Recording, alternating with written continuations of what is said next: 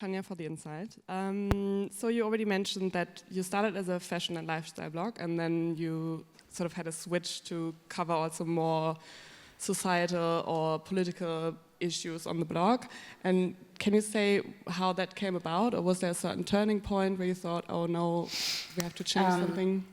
I think it starts obviously with the own consumption, and then you realize, I mean, in the beginning, social media was only fun. It was like a platform where we really enjoyed sharing our stories. But then the more reach you got, the more responsibility you also feel, and the more you realize it's not only about my own consumption, what I consume. When I share it, I have an impact on what everyone else consumes too. And I think like after 2 years or something, that really got also hard on me, where I was like, okay, like what kind of role model do we want to be? What kind of projects do we want to put out there? What stories do we want to create? What do we want people to buy?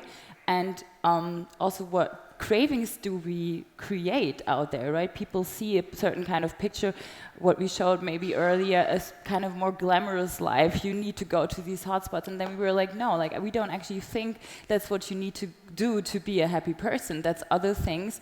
And so I think it changed from a very personal spot. It was like our own value shift, but it definitely also came out of that feeling like we have more responsibility now, and we want to take that serious. Mm-hmm.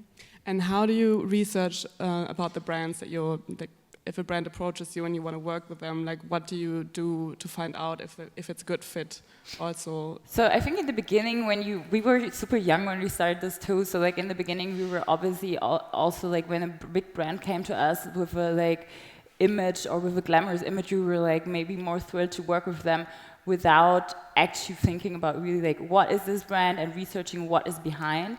And I think especially in the last 2 years we get very much more conscious about that, and we like, I definitely had also like inner conflicts where I was like with brands like, okay, can I still do this? Can I like support this, right?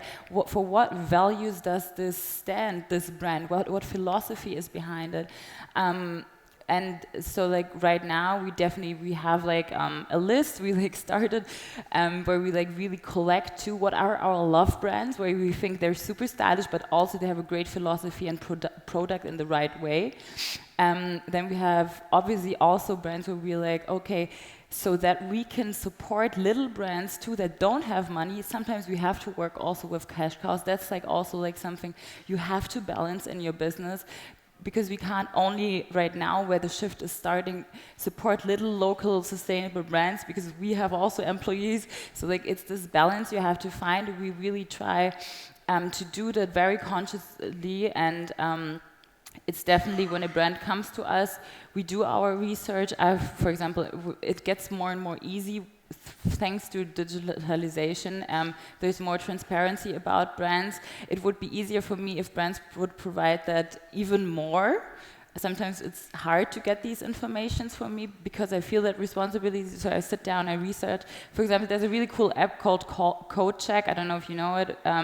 It's like for example, beauty brands, really good. So you can check every product, every brand. They tell you what's inside. They tell you like if they're dangerous, toxic, how they produce.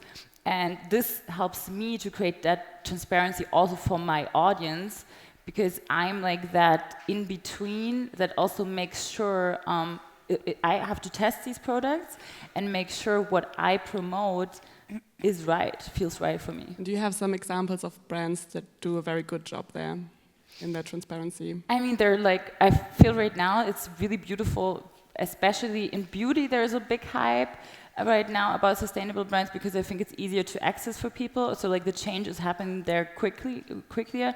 And I think it's amazing that brands like, I don't know, Dr. Hauschka, which are like German brands, like long-term doing sustainable, natural, organic products right now, again get a hype and get these things because they've been so authentic on it, and it's not just greenwashing, it's not just, hey, like, okay, we want to now be mindful too, but I'm really happy about also these traditional brands which are coming back right now.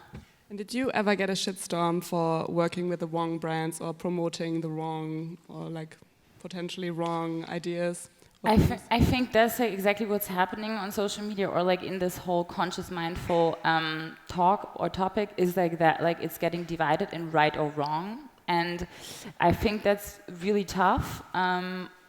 Also because, like, I mean, we all try to do it better, and it was a shift. It's still a shift. We're still learning. It's not that like I'm saying like I'm 100% mindful. I'm doing everything right now. No, I'm still learning, and I'm learning with my community.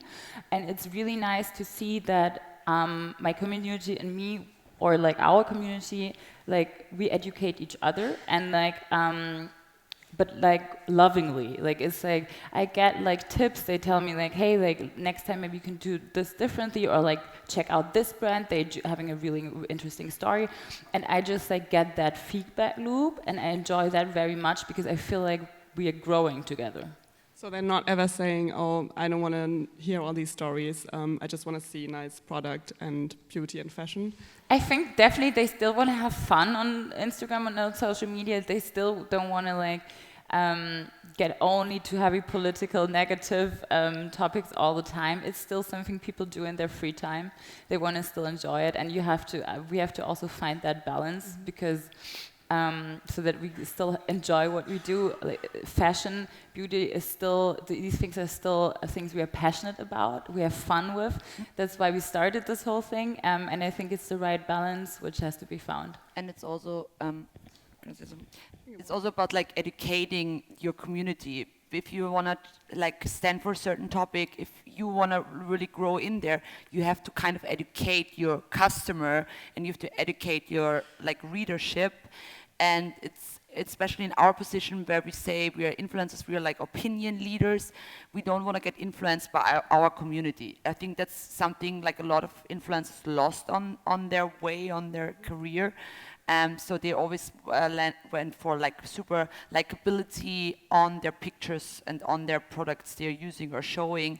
And we never went on that path. We never were like, okay, so like selfies are the things that get the best likes, so I'm only posting selfies now. It's about like, okay, I'm the one who's like creating this, so I make the decisions what I want to teach, or not teach, educate or inform about, but it's the same way the other way around, right? Like I'm not the one who's like, oh, but it's like I'm part of that community. And has it become difficult to not step on anyone's toes? And like, how does political correctness go together with like fun and lightness and spontaneity? It's definitely like that like sometimes we have maybe fun moments, or like moments where we just like feel it, and then we're like, oh yeah, let's share this right now. And then like we're like, wait, can we do this? Is this like something that could bother anyone? Is this like, you know, like it definitely takes away sometimes maybe the authentic moment thing where you like just like rethink for a second more, which is good because like we have this responsibility, so it is something we have to think about. And but yeah, it's still not that light no more. Mm-hmm. And like we just had the European elections, and then Instagram was full of European EU hoodies and other merchandise. Do you think that's a political statement already, or is it like? I think it's definitely great that it happens more and more on these platforms. For example, when we started, it was Instagram was only a place for fashion and lives, and also fashion very separated from political or social issues, which is not true because fashion is always a mirror of our society, right? Fashion is culture. Fashion is reflecting what we're thinking about, what we think about humans, who we want to be right now. And I think right now it's getting more political again. People are actually getting more involved. And if that happens with kind of like a superficial start, with like posting a picture in a EU hoodie, I think it's better than nothing because it creates awareness. But for us, it's definitely like that we were also at a certain point, okay, we don't want to like only promote that with a picture. We also want to actually do something, and that's the great thing about having also the agency part, where we can actually be like, okay, we also want to create an event, inform people, and that's what we did for the EU election. We created a cool election party where we do this with König Galerie together. We invite a young audience to get informed and to create a room for European identity, and we have that community online and offline that we can get involved in these also societal or political issues. And I think that feels good for us to not only talk about it on social media, but to actually get involved and create something.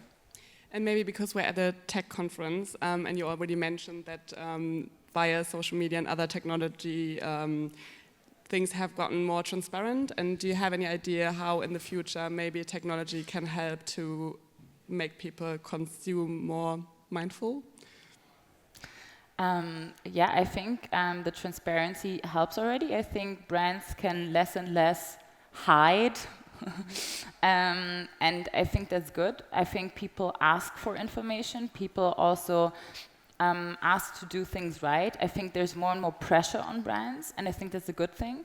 I still think that, like, right now there's a lot of responsibility on the consumer.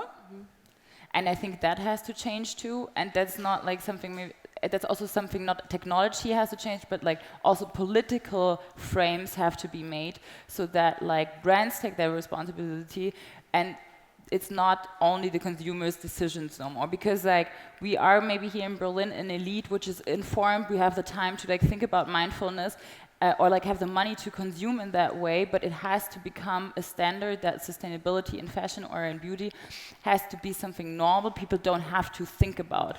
And I think for that also politics has to get involved and has to set that framework, but definitely right now the technology helps to get more transparent informations.